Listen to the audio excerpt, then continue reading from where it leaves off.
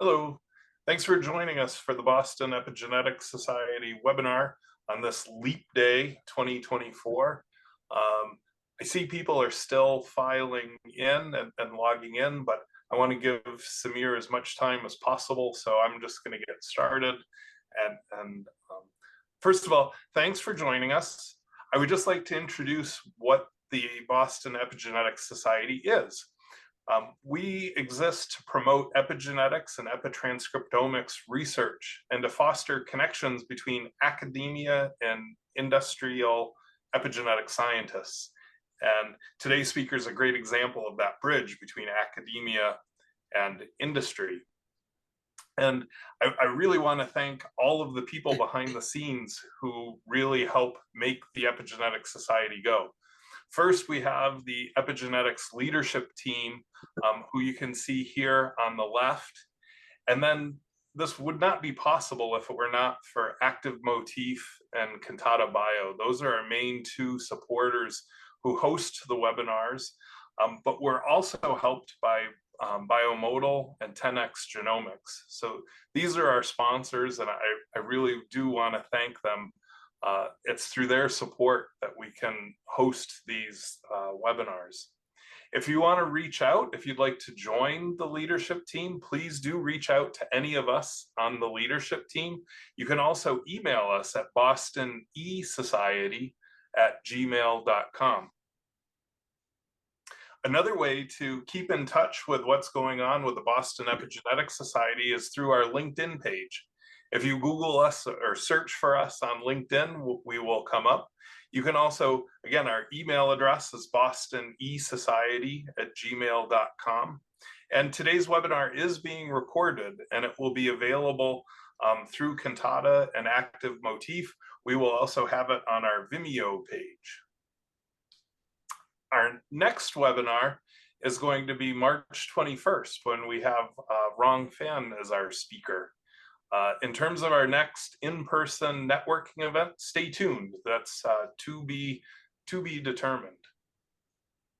So without further ado, at this point, I'm going to turn it over to today's MC, who's John Rinn, and he's going to be introducing today's speaker. But before I do, I just wanted to mention at the just a point of housekeeping. At the bottom of the screen, you'll see that there's a chat tab and a Q&A tab. Any questions you have for the speaker, please submit them in the Q&A tab below. If you have any questions just about logistics or webinar issues, those are fine in the chat window. But questions for the speaker should be directed to the Q&A tab. Thank you so much. And with this, I'll turn it over to John Rinn. Thank you. Thanks, Brian. Yeah, it's a real pleasure to introduce Dr. Samir Ounzain, who's the co-founder and CEO of HAYA Therapeutics, and did his Ph.D. at the University of Leicester with Sir Nilesh Sumani, world-renowned cardiologist. And I could go through a long list of awards and accolades and amazing literature, but I've known Samir a very long time, and I think what's really outstanding is his deep passion for bringing science to the clinic. After his postdoc, he went to Lausanne, Switzerland, and worked in a real hospital and had all the opportunities to go to academia, but he really wanted to help human health. And has been, a leader in the long non-coding RNA field for a very, very long time. So I'm really excited to hear the latest from Samir. And with that, welcome, Samir. Thank you. Thank you so much, John, and the organizers. It's a real honor and pleasure to be invited to this webinar. So hopefully I'm going to provide a perspective on how we can start to hopefully translate the insights that the community, many of which obviously on this webinar, have been developing around the power of the regulatory genome, which obviously is intimately linked to epigenetics and regulatory processes at the level of chromatin. And that's what I'm going to, if I just check do you see my presenter mode, John? It's full screen mode. Okay, if nobody says otherwise, I'll proceed. So what we're interested in at HAYA is a relatively simple process, which is cell state transitions. And many of the common and chronic diseases you see highlighted here on the right-hand screen, at the core underlying molecular level and cellular level, it's this process of cell state transitions changing, so changes in cell states in response to environmental signals linked to age, linked to what you eat, what you're exposed to, and linked to common genetic variation. And I think what's really emerged over the last 10, 20 years is a lot of the information processing that mediates these cell state transitions in response to these signals is actually hardwired at the level of the genome, but more importantly, hardwired at the level of the regulatory genome, so the non-coding portion of the genome. So what we're focused on at HAYA is to understand, decipher the mechanisms associated with the activity of the regulatory genome and identify the RNAs that are emerging as a substrate for its activity to create drugs that potentially could allow us to start reprogramming these disease-driving cell states. And we at HAYA initially are really focused on one specific disease-driving cell state transition, and that is the activation of a resting quiescent fibroblast into a myofibroblast. And this underlies the disease-driving process known as fibrosis, which actually is responsible for approximately 1 in 3 deaths in the world, is as a consequence of fibrosis in different tissues. So we at HAYA are focused on the RNAs that we believe are a very interesting substrate for finding ways to start reprogramming and targeting the regulatory genome. And as many of you will be aware, these RNAs have some very interesting characteristics, which is they tend to be very specific, both tissue specific, cell state specific, and disease specific. I should also mention, and maybe in the future, this is a topic we can discuss further, that by deciphering and unmasking the activity of these RNAs in different disease settings, you can also start to ask the question, are there logic gates that underpin the activity of both the RNAs and the regulatory genome? And indeed there are, and these are transposable elements. And so we actually at HAYA are interested in both of these types of features within the regulatory genome. We're interested in the long non-coding RNAs, which I hopefully will be able to demonstrate to you are interesting targets for cell state reprogramming, but we're also interested in the underlying logic gates that synchronize their activity, the transposable elements, which we believe allow you to have a more potent reprogramming of cell fate and cell identity with potentially different applications. So why are we interested in these RNAs? Well, we have John obviously introducing me today, and many others, I'm sure, who are on this call have really been demonstrating over the last 15, 20 years how these are extremely versatile regulatory molecules.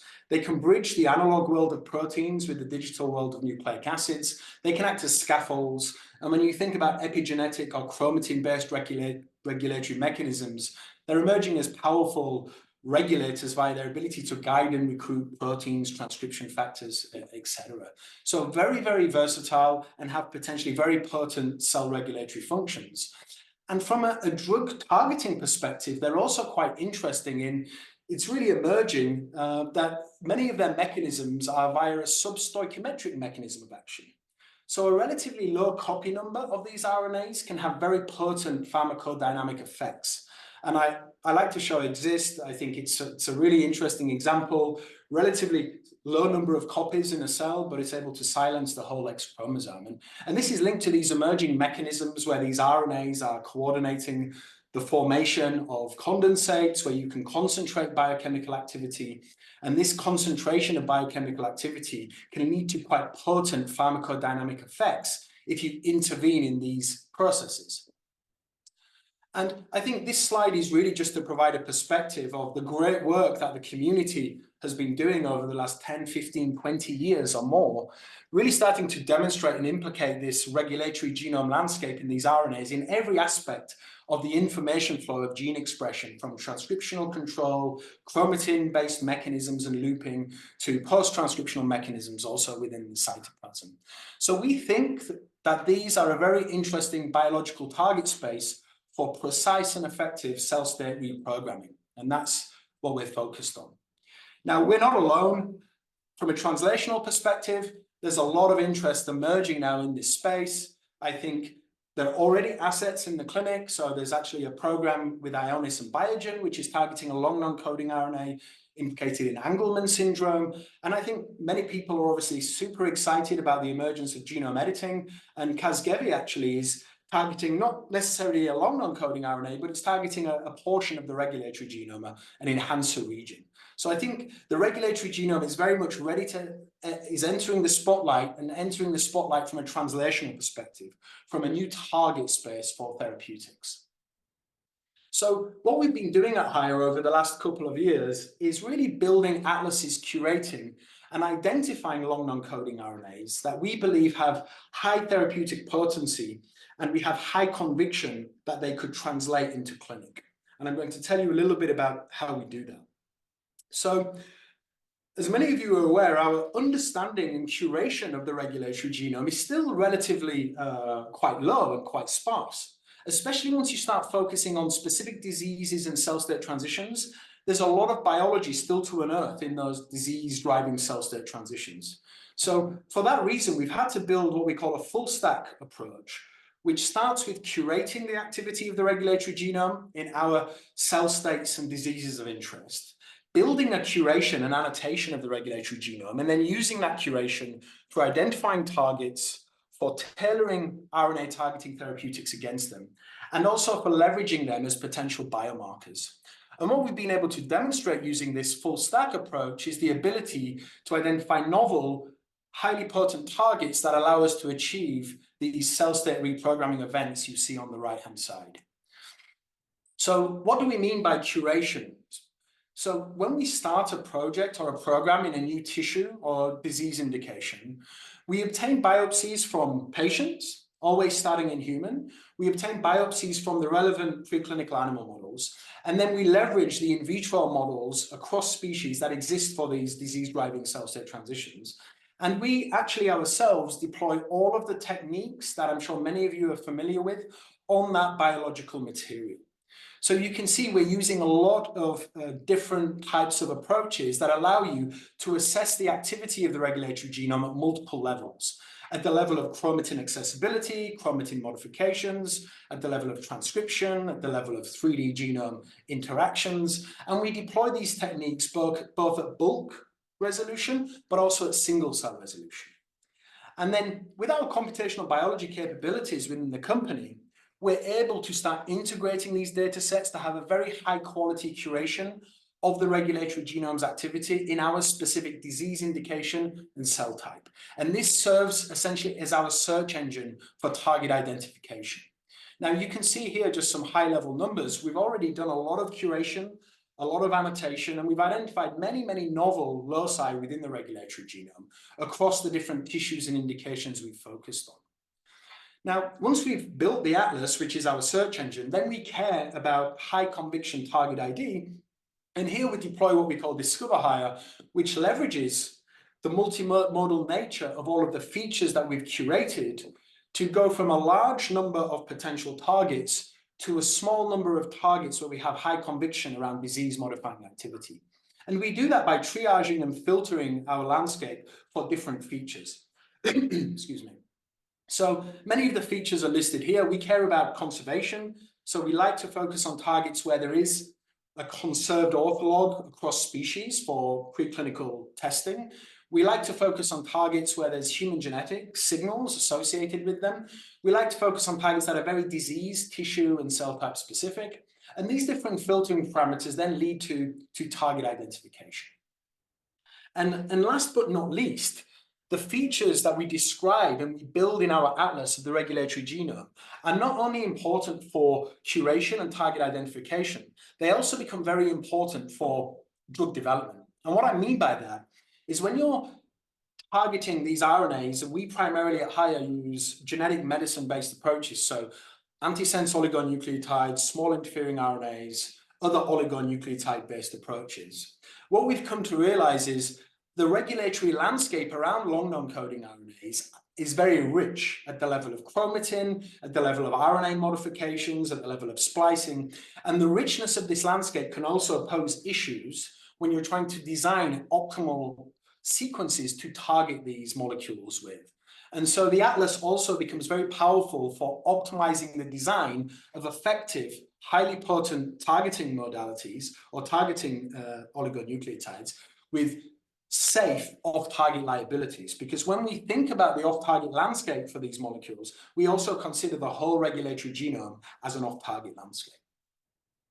And as I briefly mentioned, we're primarily using genetic medicine tools, primarily antisense oligonucleotides, typically in the GAPMA configuration. But the company also has proof of concept targeting these molecules using small interfering RNAs and also CRISPR-based approaches. And these different modalities have different advantages, pros and cons, which really depend on the target, the cell type, the tissue, the mechanism.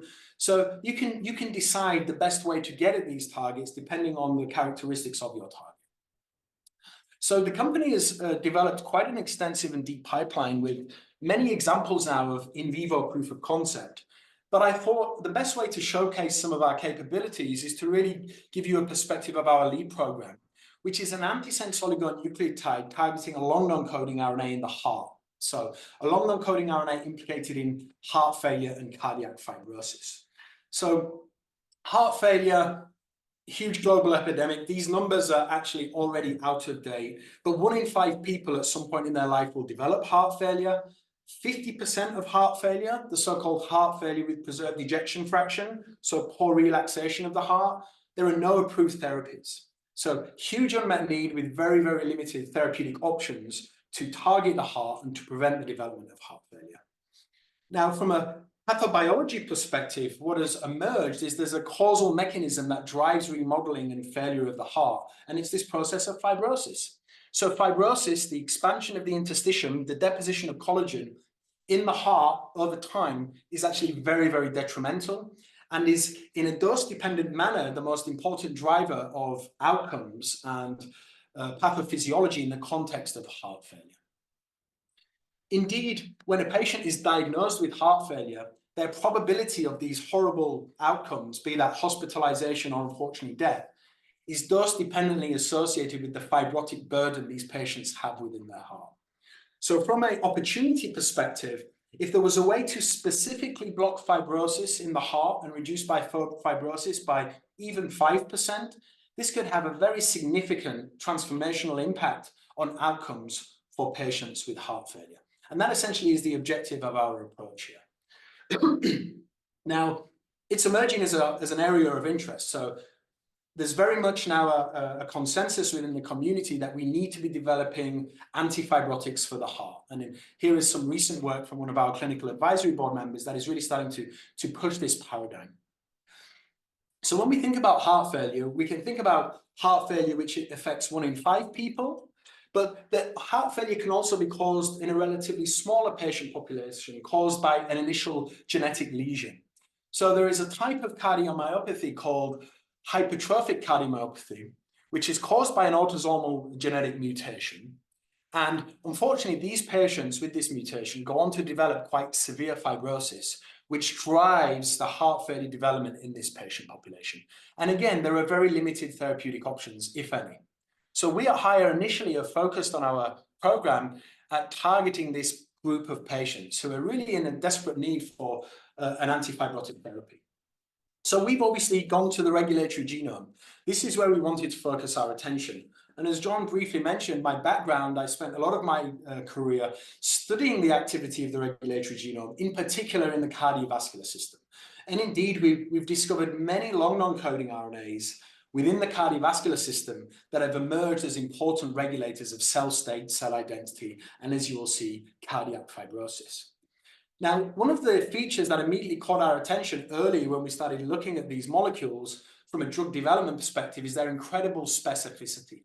So here's just an example actually of one of these long non-coding RNAs we discovered.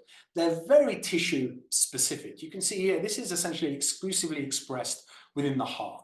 And many of these highly specific, tissue-specific RNAs are also differentially expressed in a very sensitive way in the context of disease or remodeling. So very tissue and very disease-specific. And indeed, a lot of this specificity is hardwired by the underlying activity of the chromatin states and the regulatory activity of the chromatin features. So here's just an example of one of these very specific RNAs. You can see that it's associated with an enhancer that is very selective in its activity in specific areas within the heart, in this case, the left ventricle. So cis-regulatory elements, enhancers, are conferring this exquisite specificity on these RNAs. So we've now built, I would argue, the world's most comprehensive maps and atlases of these landscapes in the context of heart failure and cardiac fibrosis. So we built these atlases across multiple species, from mouse to human, in a number of different indications, all associated with remodeling in the heart and heart failure. And we ran our discovery process, and we actually identified a target that was very specific to fibroblasts, and we believed it would have anti-fibrotic activity. And this is the target, which is the lead target at HAYA that we're most advanced with. It's a long non-coding RNA that specifically controls the activity of fibroblasts within the heart. And I'm going to walk you through some of the data around this target. So obviously, I mentioned we like to focus on targets that are conserved. So Whisper is a great example of a highly conserved long non-coding RNA across species, both at the level of sequence as well as at the level of chromatin features, chromatin architecture, and as you will see shortly, function. So it's a conserved long non-coding RNA, and it has an interesting mechanism of action. It actually has a dual mechanism of action, which I'll describe. So this RNA has a local chromatin-based mechanism, and it has a more pleiotropic mechanism regulating the activity of an RNA binding protein called TR that is specifically involved in activating fibroblasts, but fibroblasts all over the body. So, as I mentioned, these RNAs, and Whisper as an example, are typically enriched in specific cell types, in specific tissues, in this case, the heart and fibroblasts within the heart. It's increased in multiple heart failure models. So whenever you stress the heart in many different species, you see this activation of Whisper specifically within the activated myofibroblasts, or that is where most of the activation is happening. And it's very, very specific. So here we're just showcasing some of the approaches we like to use. So here we have single nuclear RNA and single nuclear attack in a mouse model of cardiac fibrosis. In this case, it's an aging model. And you can see that Whisper, both at the level of its expression, as well as at the level of its accessibility, is very specific to the fibroblast population. This specificity we also see in stressed animal models, where, again, here you see increased accessibility at this locus, in this case in a pressure overload model of heart failure. And this is also associated with increased activity of the super enhancer that is associated with it. Here we're using run-on sequencing, so ProSeq, to assess nascent transcription and enhancer activation. Now, one of the key things when you want to start translating long non-coding RNAs is to have a very high quality curation and annotation of your target. So we at HAYA typically leverage long read capture sequencing based approaches using, for example, the PacBio system, also Oxford Nanopore, to get high quality platinum annotation of isoforms. So actually here is the isoform landscape of Whisper in human cardiac fibroblasts, myofibroblasts, and then isoforms that are present during the transition from fibroblasts to myofibroblasts. This becomes very important when you want to start developing oligonucleotides to target the locus. Now, this specificity, it's also, we see it in humans. So this is single nuclear RNA-seq from patients with hypertrophic cardiomyopathy. You can see how specific Whisper is to the fibroblast population. You can see its enrichment within disease-driving fibroblasts that you primarily see in the pathological state. You can see within these patients that the expression in these fibroblast populations correlates very nicely, actually, with disease and pathological remodeling, be that cardiac function, be that LV mass. So highly correlated with function, remodeling, and structure in the hearts of these patients, specifically relevant to the fibroblast population. And again, cross-species validation is really important when you want to start developing therapeutics. And again, we always validate our targets across as many species as possible. Here's just an example confirming this specificity, in this case in a large animal, a pig model of cardiac fibrosis linked to hypertrophic cardiomyopathy. You can see again the specificity of Whisper to the fibroblast population. So the company has developed approaches to design very potent and effective antisense oligonucleotides against targets. This is just a very high-level summary. We start off with hundreds of thousands of potential candidates. We end up screening for validating targets with tens to hundreds of candidates. And typically we will design oligos with equivalent potency for on-target engagement that can be both species specific, but can also cross-react between species. So what happens when you knock down WISPR in cardiac fibroblasts from human, and in this case, pig, just showing the cross-species effect? First of all, we have potent oligos that allow us to have a very specific dose-dependent effect on the activity, the expression of WISPR, but also on the downstream engagement panels that are regulated by WISPR. So what you can see is there are groups of genes that are linked to fibrosis, ECM, myofibroblast activation, that are highly sensitive to WISPR knockdown in a dose-dependent manner, specifically in activated cardiac myofibroblasts. And these target engagement panels, which become very relevant for translation, are highly conserved. So when we do these dose response analyses with oligos against our species-specific WISPR antisense oligonucleotides, we can identify these TEPs and identify components of these target engagement panels that are conserved across all species. Again, this becomes critical when you're starting to translate from mouse to pig to human, to have a laser focus on the translatability, not just of the target, but of its pharmacodynamic effect. And that is what we're doing here. So what WISPR does, and here's just an example, we always screen many independent oligonucleotides against a given target to ensure that any phenotyping is as a consequence of the on-target effect versus an ASO-specific effect. And here's just an example in terms of what WISPR is doing. So we know that WISPR is a master regulator of myofibroblast state and behavior. In particular, it can regulate the migration and proliferation of activated myofibroblasts and selectively induce in a portion of those activated myofibroblasts apoptosis. And again, this cellular phenotyping we see across species. So what's the mechanism? So one of the first things we wanted to understand is WISPR interacting with any proteins that might explain this potent antifibrotic effect?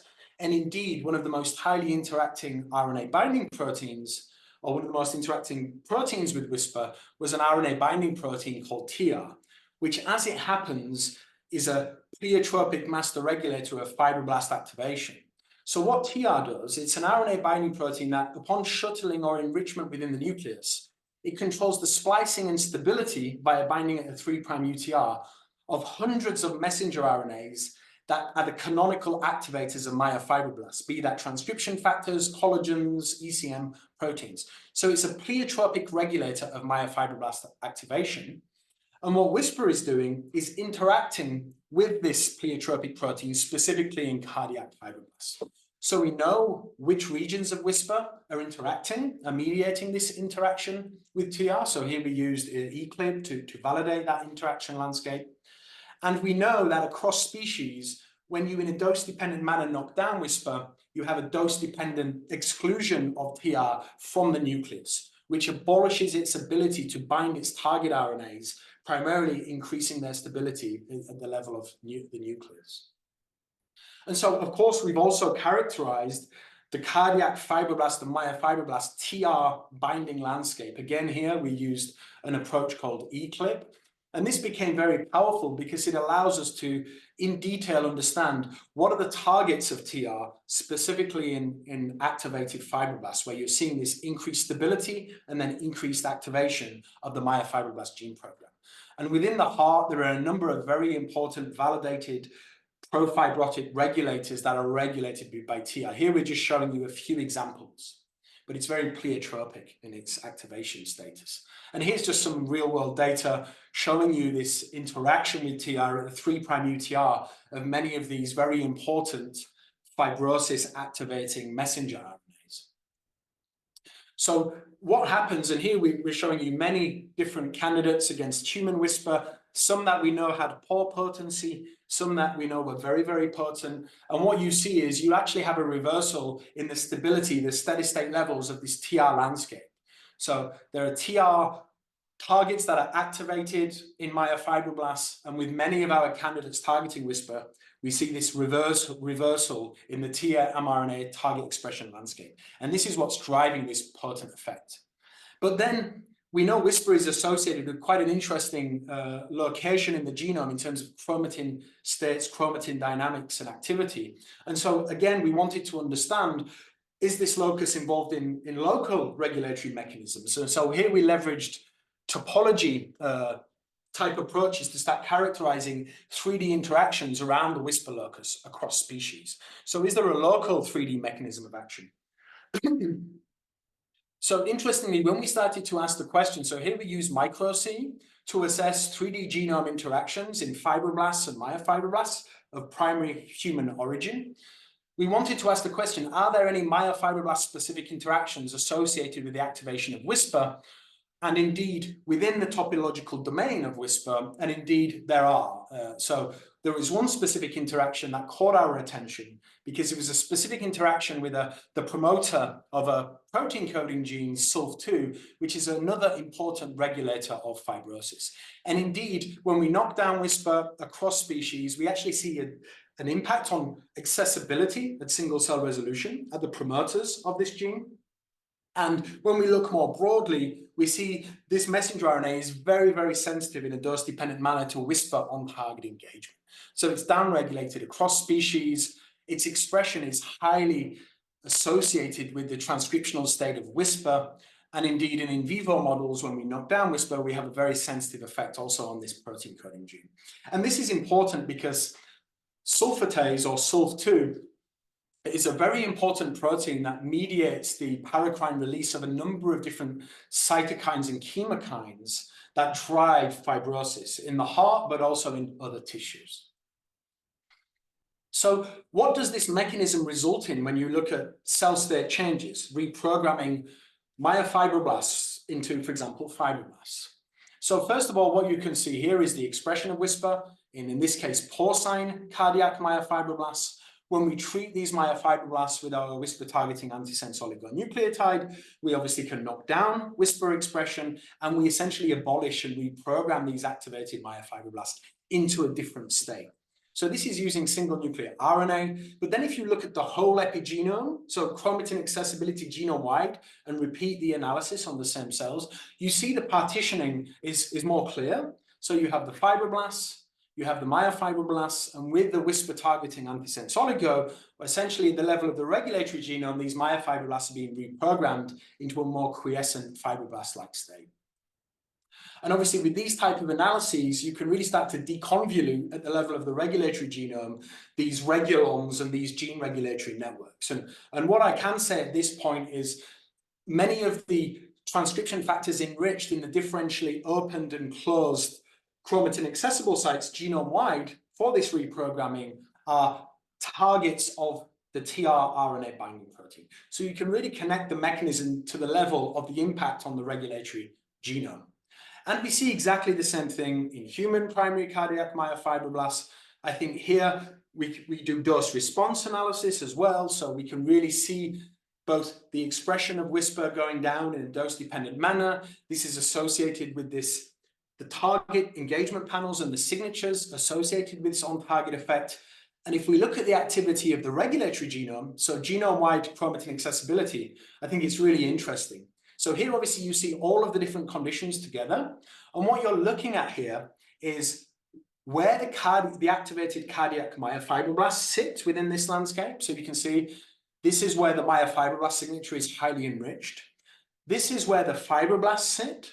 And then what you're seeing here is a dose response of whisper target engagement and what it's doing to the cell states. And what you can see is this dose-dependent reprogramming of cellular state at the level of the epigenome towards a quiescent resting fibroblast-like state. So it's really cell state reprogramming at the level of the epigenome that we can achieve.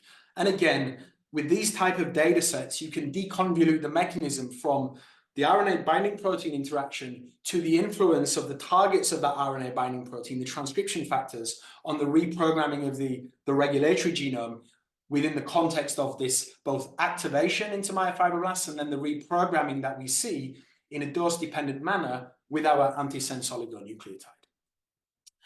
And finally, the last thing I would say about 3D genomics, so micro-C, it allows you to also have an interesting understanding of how human genetics might be playing a role. So recently there's been the first human genome-wide association study published for cardiac fibrosis.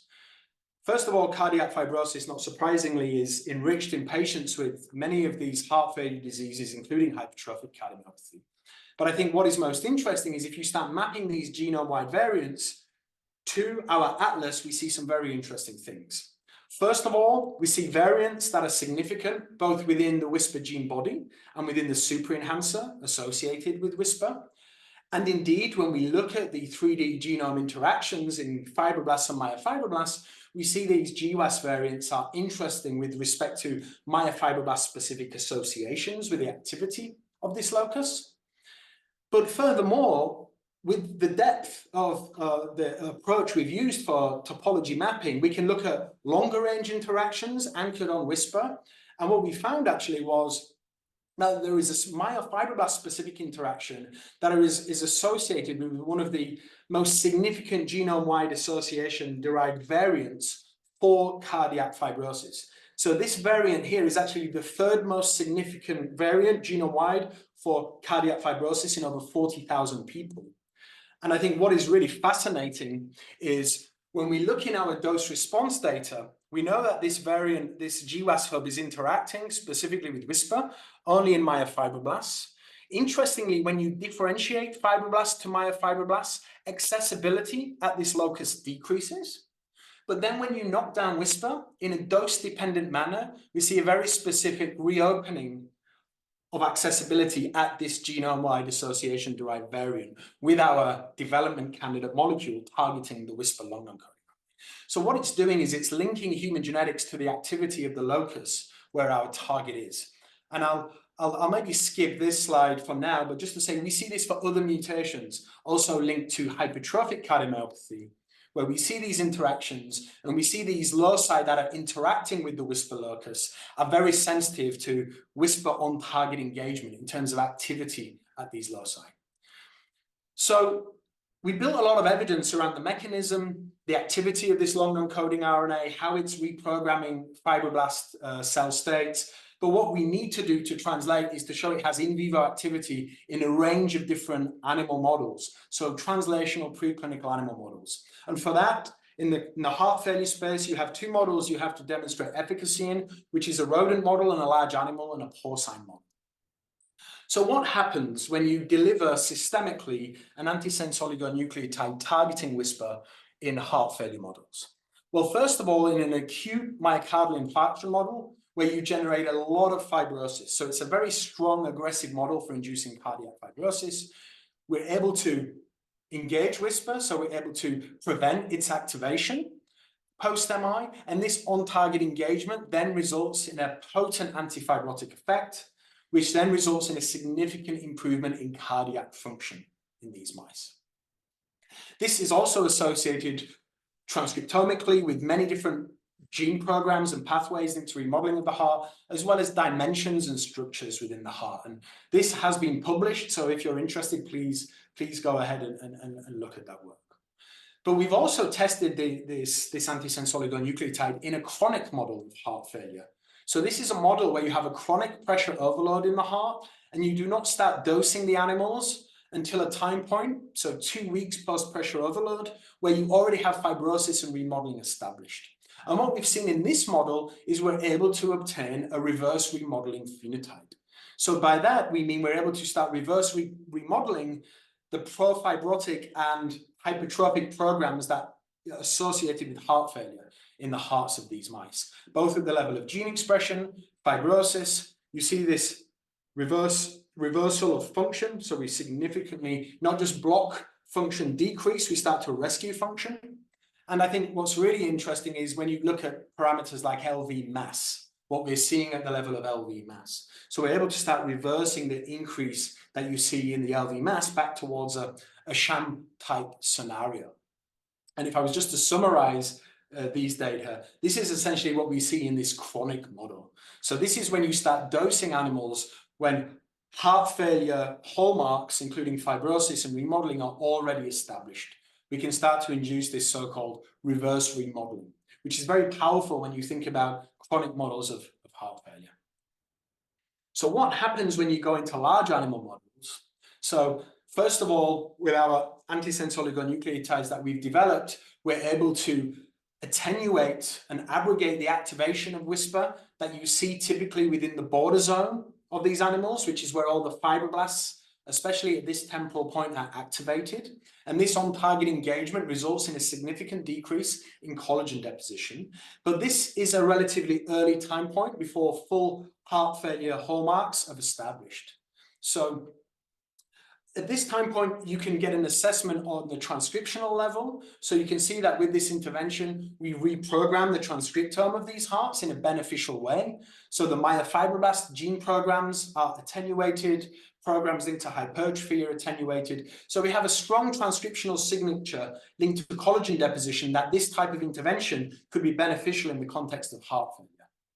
So what happens if we take a more heart failure relevant model, which is myocardial infarction, and then assessing the impact of our intervention at a significantly later time point, in this case, 42 days post myocardial infarction. So here we see this conserved antifibrotic mechanism that we see in the mice. We see it also in the pigs. So we reduce collagen deposition and fibrosis in the hearts of these pigs by around 60%. And this, not surprisingly, is associated with a significant improvement in functional parameters in the heart, including the most important parameter, which is ejection fraction. So our intervention results in an 8% improvement in function of the hearts of these pigs. We also, and in this case, we also like to use different types of approaches to quantify whisper. So we use RNA-Scope to have single molecule quantification of whisper in the regions of the heart where you have the activation of fibroblasts. And this allows us to confirm this dose-dependent effect. So we're having a dose-dependent effect on whisper expression in vivo in this translational animal model. And this dose-dependent on-target engagement then results in a dose-dependent downregulation of the target engagement panel of whisper. So the genes that are very sensitive to whisper engagement across species are very sensitive. We also see signatures, custom signatures that we built for hypertrophic cardiomyopathy from patients are downregulated in this large animal model. And many other dose-dependent changes we see for signatures and pathways linked more broadly to heart failure pathogenesis. I think one very interesting observation, which at a later time point in heart failure is very relevant, is the metabolic switching that you see in the heart. So typically what you see in the heart, in a failing heart, is a switch towards a more glycolytic-based metabolism.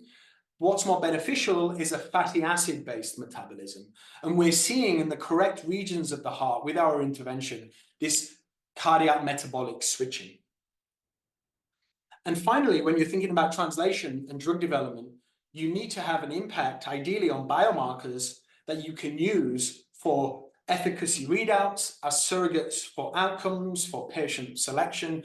And there are a number of biomarkers that are being developed and clinically validated in the heart failure space that we would use during our clinical development process. And many of these biomarkers are very, very sensitive to whisper on-target engagement in this translational animal model. So what I can say is that across multiple animal species and models, with our therapeutic molecule, we're seeing a very beneficial effect at the level of the hallmarks of heart failure. So we're having a very selective and specific effect on the effector cells of remodeling within the heart, the fibroblasts. This results in a potent antifibrotic effect. We anticipate that reduced fibrosis will improve the conductivity within the heart and reduce the probability of arrhythmias when you think about translating into patients. We have a beneficial effect on the metabolism of the heart and the general structure and remodeling of the heart. So just to finish where we are, so the company has a compound ready to go into patients.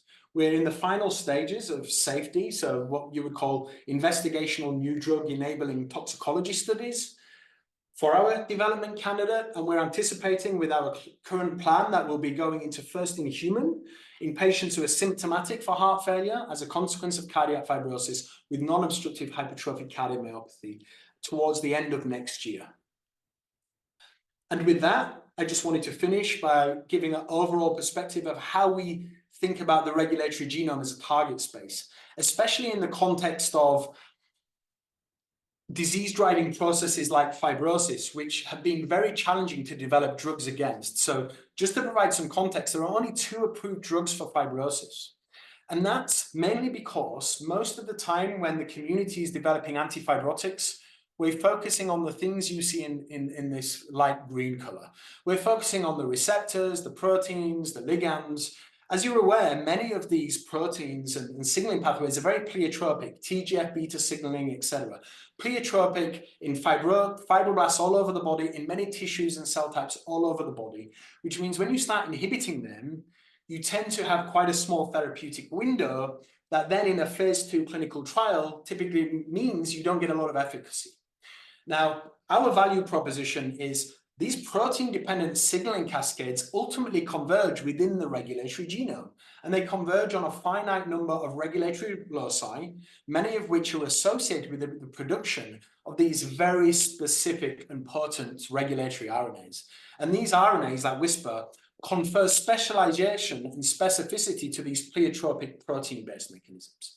So if you want to block fibrosis in a safe way, but also in an effective way, we propose that you start to focus on the regulatory genome as the target space because of these features linked to safety, efficacy, and ultimately accessibility, because we can start to use genetic medicines. And so with that, I really thank you for your time. And I just, at this moment, want to acknowledge the wonderful team we have at HAYA, the team of scientists. We have a bunch of amazing folks with expertise in data science, computational biology, biochemistry, cell biology, business, and everything that I presented today has really been generated by the team that you see here. We're located in the US and in Switzerland, so this is the team getting together, our San Diego team and our Lausanne team. And also, I'd also like to acknowledge other members of the team who have been supporting the company, and also our scientific advisors, including John and our clinical advisors, who've really been instrumental in our development programs and how we're thinking about translation. And with that, I'd say thank you. Wonderful. That was an amazing talk. Thank you, Samir. I think we have time for some questions here. So I think I'll start off with a question from Vikas, who's at the NCCS in Pune, India. Thanks for staying up so late. There are many isoforms of Whisper. How do you target specific isoforms when almost all isoforms overlap with each other, and whether the interaction of TIR and Whisper was isoform specific? So there are ways in which you can increase on-target engagement on specific isoforms.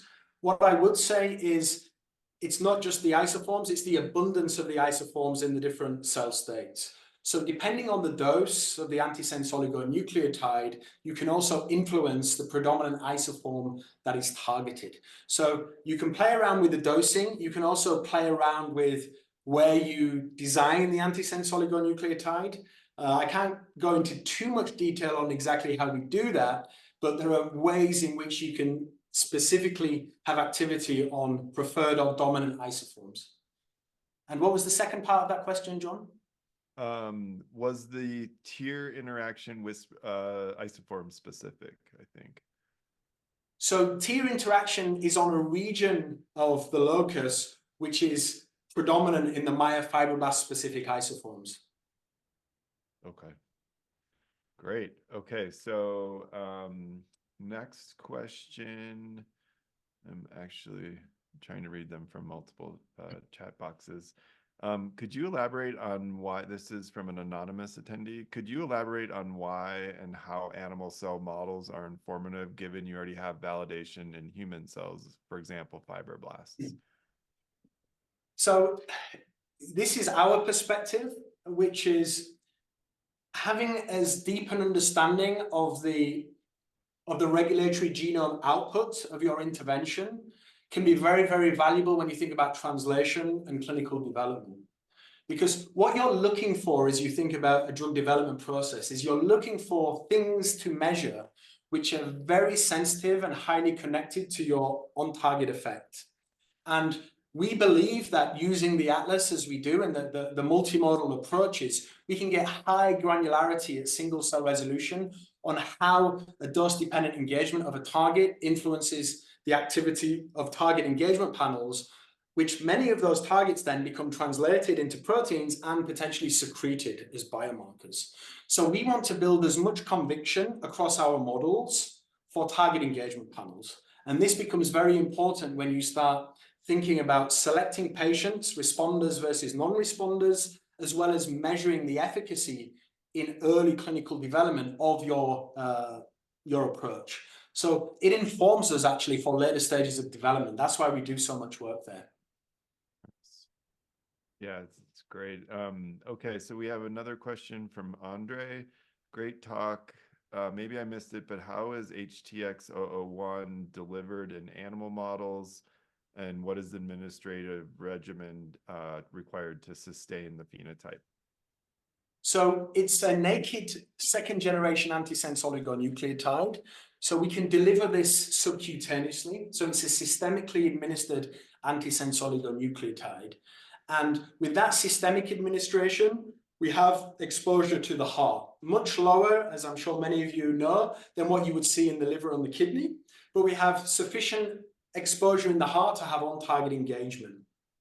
Now, what's interesting about long non-coding RNAs as a therapeutic target is the specificity means that you can actually use quite broad distributed oligonucleotides and have a relatively low risk for exaggerated pharmacology in other tissues. So we don't see any on-target biology, exaggerated pharmacology in the liver or the kidney where most of the oligonucleotide is delivered. But we do see pharmacology in the heart because we have a sufficient exposure level to engage whisper.